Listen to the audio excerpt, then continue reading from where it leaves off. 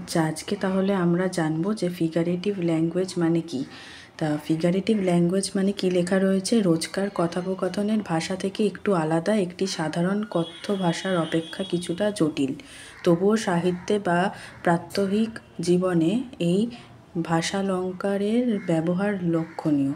সাহিত্যে simile, metaphor, oxymoron, hyperbole, মেটোনিম ইত্যাদি অলঙ্কার প্রয়োগ করার ফলে সাহিত্য হয়ে ওঠে অনেক বেশি সুন্দর ও আকর্ষণীয়।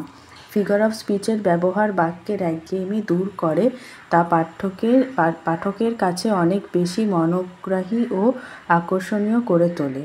তাহলে মানে কি, এটা হচ্ছে যে আমরা যে ফিগার অফ স্পিচটা ইউজ করি সেটা আমাদের রেগুলার সেন্টেন্সের একঘেয়েমিটাকে দূর করে। তাহলে এখানে কী লেখা রয়েছে, comparing the following two sentences may help us in better understanding of the difference between plain language and figurative language. তাহলে নেক্সট যে দুটো সেন্টেন্স আছে সেটা দেখে আমরা বুঝতে পারবো যে কোনটা প্লেন ল্যাঙ্গুয়েজে লেখা আর কোনটা ফিগারেটিভ ল্যাঙ্গুয়েজে লেখা। তাহলে কি লেখা রয়েছে না, দুটো সেন্টেন্সে না, প্রথম সেন্টেন্সটা রয়েছে আমি পড়তে ভালোবাসি, আর সেকেন্ডটা রয়েছে পড়াশোনা আমার কাছে মুক্তির আরেক পথ।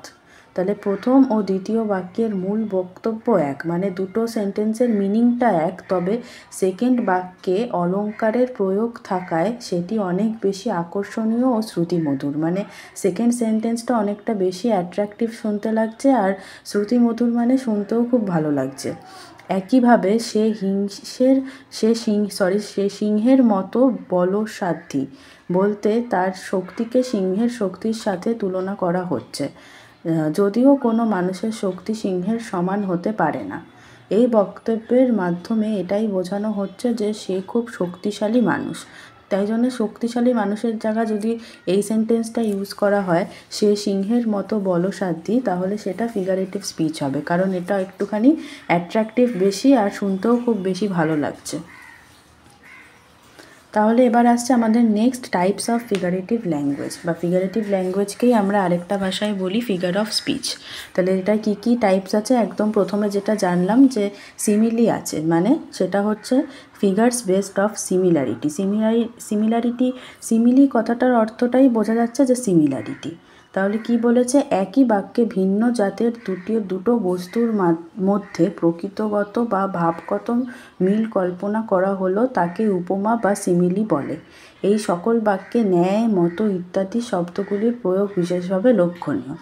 মানে কি লেখা রয়েছে না, এক্সপ্লেনেশন কি বলা রয়েছে, Samuel is as slow as snail. মানে স্যামুয়েল একটা ছেলের কথা বলছে, সে কিনা স্নেল, মানে একদম স্নেলের মতন slow. Snails are known for their extremely slow space. মানে শামুকদের আমরা জানি যে তাদের মানে খুব স্লোভাবে তারা চলাফেরা করে, পেস মানে speed. And in this sentence the slowness of Samuel, মানে এই সেন্টেন্সটাতে আমরা দেখছি যে স্যামুয়েল যে স্লোটা সেটা কম্পেয়ার করা হচ্ছে কিসের সাথে না, ওই শামুক যে আছে তার যে স্লো যতটা সেটার সাথে। এই যে কম্পেয়ার করা হচ্ছে, the use of the word as, এই যে অ্যাজ দিয়ে আমরা কম্পেয়ার করছি স্যামুয়েলকে ডাইরেক্টলি কার সাথে না, স্নেলের সাথে। যেমন এটাই আবার বাংলাতে দিয়ে দিয়েছে। এটা তাহলে আমি আর বলছি না, কারণ সেমই লেখা রয়েছে। আর তারপর বলেছে আদার এক্সাম্পলস অফ সিমিলি। তার মানে আমরা সিমিলি জানলাম যে যখনই কম্পেয়ার করে কোনো সেন্টেন্সকে বলা হবে যে অ্যাজ দিয়ে, মানে সেটাকে কম্পেয়ার করা হচ্ছে, তখনই আমরা বলে দেবো সেটা হচ্ছে সিমিলি। আর দুটো তিনটে এক্সাম্পল পড়লে সেটা ভালো করে আরও ক্লিয়ার হবে। যেমন লেখা রয়েছে his heart is as soft as a pillow. তার মানে তার হৃদয়টা এতটাই নরম একটা পিলোর মতন, এটাও আমরা কম্পেয়ার করে বলছি। আর অ্যাজ রয়েছে, তাই জন্য এটা হয়ে যাবে আরেকটা এক্সাম্পল সিমিলির। তারপর red as a rose is she, মানে সে হচ্ছে রেড, রোজের মতন রেড। তাহলে এটাও কম্পেয়ার করছি রোজের সাথে, তাকে, একটা মেয়েকে, তাই জন্যে এটা অ্যাজ দিয়ে রয়েছে, আর এই জন্যে এটা হয়ে গেল সিমিলি। নেক্সট আছে my friend is as faithful as a dog. মানে আমার বন্ধুটা এতটাই লয়াল মানে খুব ভালো প্রভুভক্ত যেরকম হয় কুকুররা, ফেথফুল বিশ্বাসযোগ্য। তাহলে এটাও কম্পেয়ার করা হচ্ছে ফ্রেন্ডকে, যে ও এতটা লয়াল একটা কুকুরের মতন, আর ফেথফুল একই ওয়ার্ড, তাই জন্য অ্যাজ দিয়ে কম্পেয়ার করা হচ্ছে, এটা হয়ে গেল সিমিলি। নেক্সট আসছে কি, এইরকম অনেকগুলো সেন্টেন্স কম্পেয়ার করে বলে দিয়েছে, এটা একটুখানি তোমরা দেখে নিও, তাহলে ভালো করে বুঝে যাবে যে কোনটা কেন সিমিলি বলা হচ্ছে। আশা করি যেভাবে বোঝালাম সেভাবে তোমরা সবাই বুঝতে পারবে।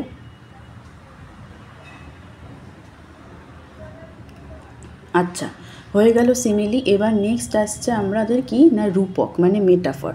মেটাফর ও সিমিলি এর ব্যবহার প্রায় একই। এটা হচ্ছে সেকেন্ড ফিগারেটিভ ল্যাঙ্গুয়েজ বা second figure of speech metaphor. তবে সিমিলি অনেক বেশি স্পষ্ট ইঙ্গিত থাকে, তো যা মেটাফরে থাকে না।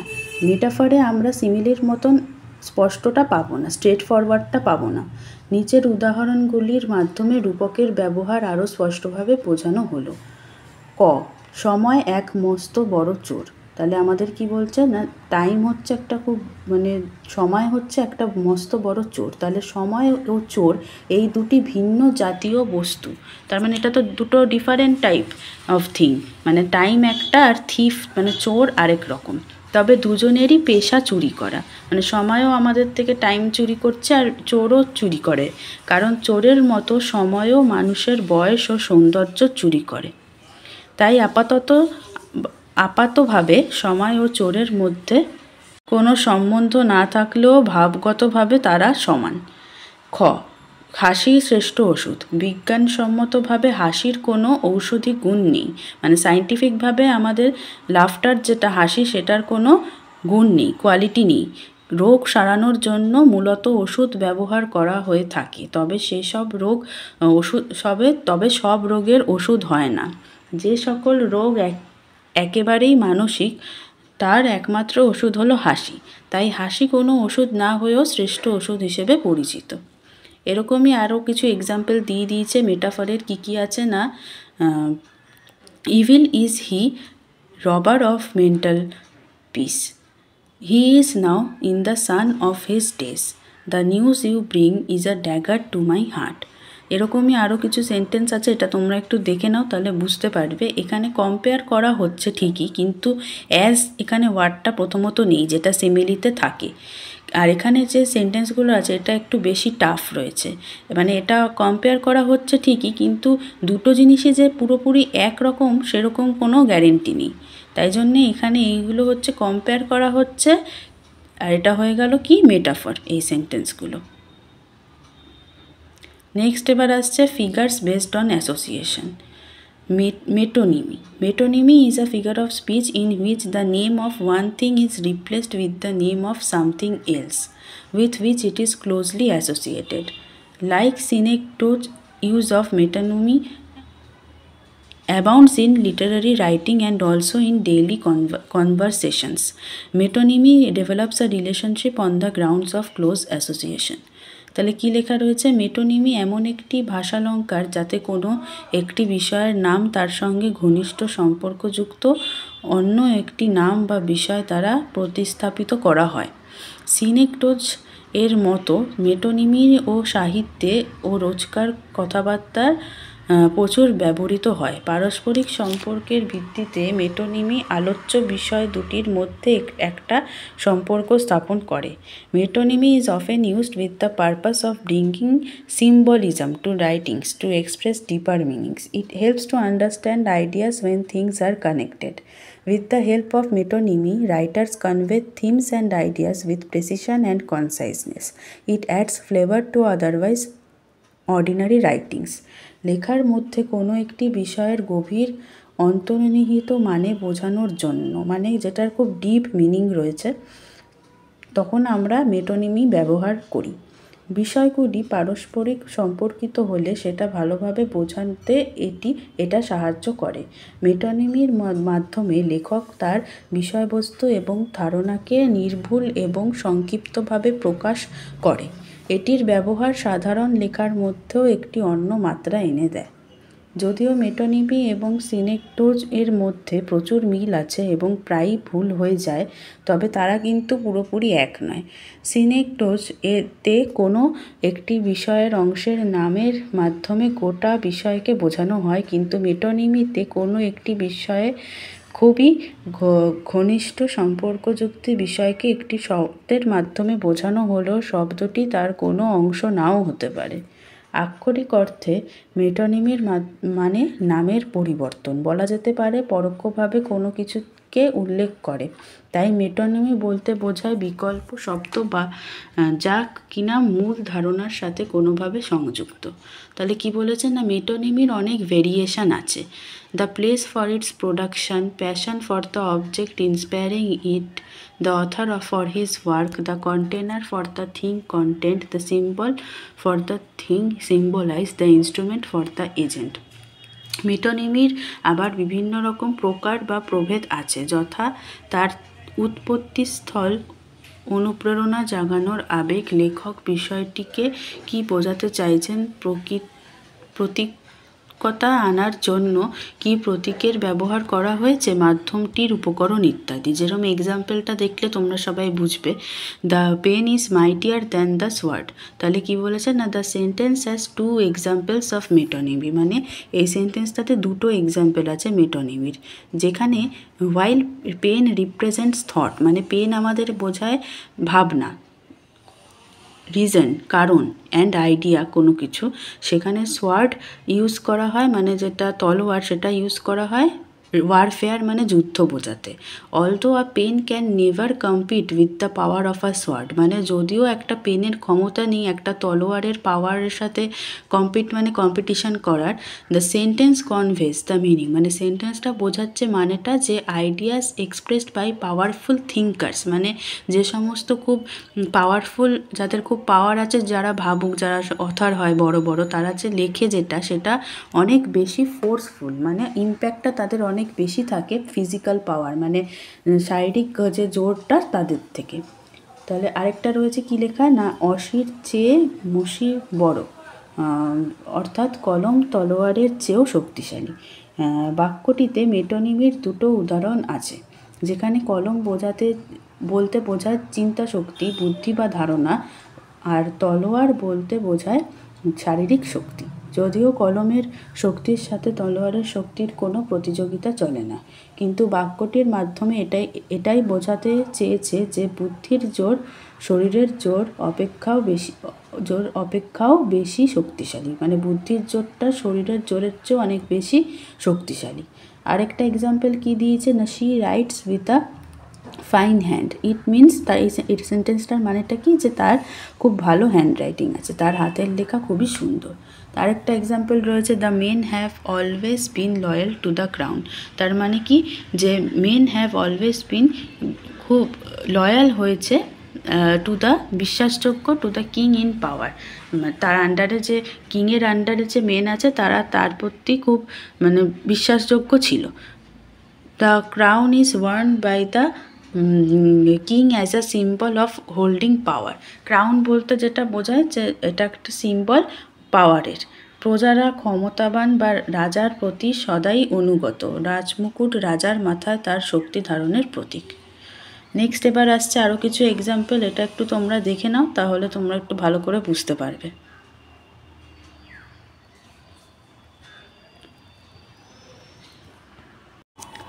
এবার আসছে সিনেকডোজ। তাহলে সিনেকডোজটা পড়ছিলাম একটু আগে। Synecdoche is a figure of speech in which a part of something is use to refer to the whole, মানে একটা পার্ট যেটা হোলটাকে বোঝায়, or the whole thing is use to refer to a part, বা একটা whole যেটা রয়েছে সেটা একটা পার্টকে বোঝায়। এটা also uses larger groups to refer to smaller groups, and smaller groups are used to refer to larger ones, মানে স্মল গ্রুপ দিয়ে আমরা বড় গ্রুপকে বোঝাই, আর বড় গ্রুপ দিয়ে ছোট গ্রুপদের বোঝাই। In synecdoche a thing may be called by the name of the material use to make it. তাহলে এখানে আমরা কি করি না, একটা থিংকে may be called by the name of the material use to make it, যে জিনিসটা দিয়ে বানানো হচ্ছে সেটাকে দিয়ে আমরা বলতে পারি। Other varieties of synecdoche may use concrete for the abstract and an individual for the class. তাহলে এটা কী লেখা রয়েছে, synecdoche is extremely used in literary writing, যেটা বেশিরভাগ সাহিত্যে ইউজ করা হয় আর অর্ডিনারি স্পিচে। Writers use this speech to convey deeper meaning বোঝাতে ইউজ করে and add vividness to their writings. It helps to achieve brevity and add extra impact to impress readers. তাহলে কী লেখা রয়েছে? সিনেক্টোজ এমন একটি ভাষালঙ্কার যেখানে কোনো একটি বিষয়ের অংশের দ্বারা পুরো বিষয়টিকে অথবা পুরো বিষয় দ্বারা অংশ বিশেষকে বোঝানো হয়। আবার কখনো সিনেক্টোজে বড় গ্রুপের দ্বারা ছোট গ্রুপকে এবং ছোট গ্রুপের দ্বারা বড় গ্রুপকে নির্দেশ করে। কখনো আবার কোনো জিনিস যে বস্তু দ্বারা গঠিত সিনেক্টোজে সেই জিনিসটিকে সেই বস্তুর নাম দ্বারা নির্দেশ করা হয়। সিনেক্টোজের অন্যান্য বিভাগে কোনো কাল্পনিক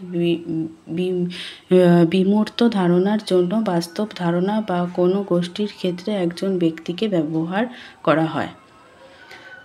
সাহিত্যে এবং নিয়মিত কথোপকথনে সিনেক্টোজ বহুলভাবে ব্যবহৃত হয়। সাহিত্যের অন্তর্নিহিত মানে বোঝাতে বা লেখার মধ্যে সজীবতা আনতে সিনেক্টোজ ভাষালঙ্কারটি ব্যবহৃত হয়। সংক্ষেপে বিষয়বস্তুকে বোঝানোর জন্য এবং পাঠক মনে গভীর রেখাপাত করার কাজে এটি খুবই কার্যকারী। তারপর কি লেখা রয়েছে? Synecdoche actually means accepting a part as responsible for whole or vice versa. Synecdoche is closely related to metonymy, which will be discussed later in the book. এটা already discuss আমরা করে ফেলেছি। Synecdoche and metonymy are often confused, but there are differences between them that helps us to identify them. তাহলে এবার এই সেন্টেন্সটা দেখে বুঝবো যে এই দুটোর ডিফারেন্স কি, যদিও দুটো এক। কী দুটো? না, সিনেক্টোজ আর মেটোনিমি। এক্সাম্পল কি রয়েছে? না, হি হ্যাজ মেনি মাউথস টু ফিড। এই সেন্টেন্সটা এমপ্লয়েজ সিনেক্টোজ, মানে এটার মধ্যে কি রয়েছে? সিনেক্টোজ আছে। কেন? না, here many mouths refer to children. এখানে মেনি মাউথস বলতে কি, তার অনেক বাচ্চা আছে যাদেরকে খাওয়াতে হবে। Here a part of human body is use to refer to the whole human being, মানে একটা হিউম্যান বিংকে বোঝানো হচ্ছে অনেকগুলো হিউম্যান বিং বোঝাচ্ছে, মানে একজনের দায়িত্ব অনেকজনকে খাওয়ানোর। এই জন্যে a part for the whole is use to convey the sense that he has many children to feed. তাই জন্যে এটা হয়ে গেল কি? সিনেক্টোজ। আরও কিছু এক্সাম্পল আছে যেটা তোমরা দেখে নাও। The whole for the part, India beat England in the semifinals. এখানে বলতে ইন্ডিয়া পুরো টিমটাকে বোঝাচ্ছে, বিট করেছে ইংল্যান্ডকে সেমিফাইনালসে। The part for the whole. তারপর আছে concrete for the abstract, species for the genus, material representing an object, material for the thing made. এগুলো দেখলে, এক্সাম্পলগুলো ফলো করলে আশা করি তোমরা এটার মানেটা আরও ভালো করে বুঝতে পারবে। এক একটা এক্সাম্পল ধরে ধরে বোঝানো তো এখন সম্ভব না, সময়টা অনেকটাই কম। আর এরপর আসছে ট্রান্সফার্ড এপিথেট, এমন একটি বাক্যালঙ্কার যেখানে একটি বিশেষণ বাক্যের মধ্যে এমন একটি বিশেষ্য দ্বারা প্রতিস্থাপিত হয় যা কিনা বাক্যের মধ্যে কোনো একটি বিশেষ্যের সাথে ব্যাকরণগতভাবে সম্পর্কিত, বাস্তবে নয়। শব্দের জায়গার পরিবর্তন বাক্যের গঠন পাল্টায়, অর্থ একই থাকে। এপিথেট হলো এমন একটি বিশেষণ বা বিশেষ্যকে যা বিশেষ্যকে পরিবর্তন করে। এই ভাষালঙ্কারকে আবার হাইপারলেজ বলে যার মানে স্থান পরিবর্তন। ট্রান্সফার্ড এপিথেটে প্রায়শই বিশেষণটি জড় পদার্থ থেকে সজীব বস্তুতে স্থানান্তরিত হয়। এর ব্যবহার লেখাটা অনেক সচল ও সুস্পষ্ট হওয়াতে পাঠক মনে বর্ণনাটি অনেকটাই দৃশ্যমান হয়ে ওঠে। এটা একটি খুবই কার্যকারী ভাষালঙ্কার। অন্যান্য ভাষালঙ্কারের মতো ট্রান্সফার্ড এপিথেট সাহিত্যের মধ্যে সজীবতা এনে লেখাটিকে অনেক চিন্তাকর্ষক করে তোলে। এটা সাধারণ ভাষার মাধ্যমে কথাটার গৃঢ় অর্থ ফুটিয়ে তোলে। এর ব্যবহারের মাধ্যমে লেখক তার শিল্প নৈপুণ্যতা সুন্দরভাবে প্রকাশ করে। এই যে এবার এক্সাম্পলটা পড়লে বুঝতে পারবে। He spent a sleepless night, তার মানে কি? যে এটার মধ্যে ট্রান্সফার্ড এপিথেট আছে। দ্য পার্সন যেটা সেন্টেন্সে বলা রয়েছে is sleepless not the night, মানে he spent a sleepless night কথাটার মানে কি? এখানে দেখে মনে হচ্ছে যে নাইটটা স্লিপলেস, কারণ নাইটটা নাউন, তার আগে স্লিপলেস মানে অ্যাডজেক্টিভ, নাইটকে বোঝানো হয়েছে স্লিপলেস, কিন্তু অ্যাকচুয়ালি তা না। এখানে হি স্পেন্ট আ স্লিপলেস নাইট বলতে বোঝাচ্ছে যে তার রাতটা ঘুম ছাড়া কেটেছিল, মানে এখানে হিকে বলা হচ্ছে যে সে ঘুমায়নি সারা রাতে। ওটাই বলেছে যে the person mentioned in the sentence is sleepless not the night. নাইটটা স্লিপলেস না, রাতের তো ঘুম আসে না এরকম না, মানুষটার ঘুম আসেনি। But the adjective sleepless has been transferred from the man who is actually sleepless to another noun in the sentence night. কিন্তু এখানে অ্যাডজেক্টিভটা ট্রান্সফার হয়ে গেছে, মানে নাউন যেটা হিয়ের আগে আসার কথা ছিল সেটা নাইটের আগে এসছে। এরকম আরও কিছু এক্সাম্পল আছে যেটা তোমরা দেখে নাও। এবার আসছে অ্যালিউশন। অ্যালিউশনটাও এরকম আছে, যেটা এখানে পুরোটা পড়তে গেলে অনেকটা সময় লেগে যাবে। এখানে প্রথমে ডেসক্রিপশান দেওয়া রয়েছে যে কি জিনিসটা, আমি একটু ছোট্ট করে বলে দিই। যেটার মধ্যে ফেমাস পার্সোনালিটিকে বোঝানো হচ্ছে, প্লেস, ফেমাস জায়গা, ঘটনা, work of art, character. Work of art মানে একটা আর্টের কাজ, যেটা পেন্টিং হতে পারে। ক্যারেক্টারকে বোঝানো, মিথ মানে পুরানো কোনো ঘটনা, অ্যান্ড সো অন। এটার একটা কালচারাল মানে মানে হিস্টোরিক্যাল ইম্পর্টেন্স থাকতে পারে, বা রাজনৈতিক গুরুত্বপূর্ণও থাকতে পারে। তাহলে এটার মানে হচ্ছে যে যেটার খুব গুরুত্বপূর্ণ আছে লেখাটাতে সেইটা। এরপর কি লেখা রয়েছে দেখি তাহলে।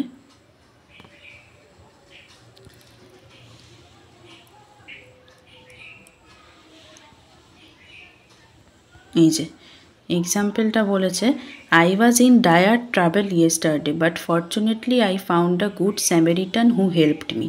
এই সেন্টেন্সটার মধ্যে অ্যালিউশন আছে। কেন না, এখানে একটা গুরুত্বপূর্ণ কথা বলেছে। বিবলিক্যাল ক্যারেক্টার মানে বাইবেলে একটা ক্যারেক্টার আছে স্যামেরিটান, একজনের নাম, যে হেল্প করেছে একটা মানুষকে যার দরকার ছিল হেল্পের, যখন আর কেউ ছিল না হেল্পের। তাই জন্যে রাইটার এখানে এক্সপেক্ট করছে রিডারদের জানতে যে স্যামেরিটানটা কে। এই যে স্টোরিটা যদি জানা হয় তাহলে এটার মানেটা জানা যাবে। তাই জন্যে এখানে কি বলেছে না, even if a reader does not know who Samaritan is, he should understand the meaning of the sentence. মানে যদিও আমরা গল্পটা জানি না, কিন্তু এই সেন্টেন্সটা পড়লে বোঝা যাচ্ছে কি না, এই স্যামেরিটান হচ্ছে গিয়ে একজন হেল্প করেছিল, that a person in need was help by a good soul. এটাই বাংলাতে আবার ব্যাখ্যা করা রয়েছে। আরও কিছু এক্সাম্পল আছে যেটা তোমরা একটু দেখে নাও, তাহলে বুঝে যাবে।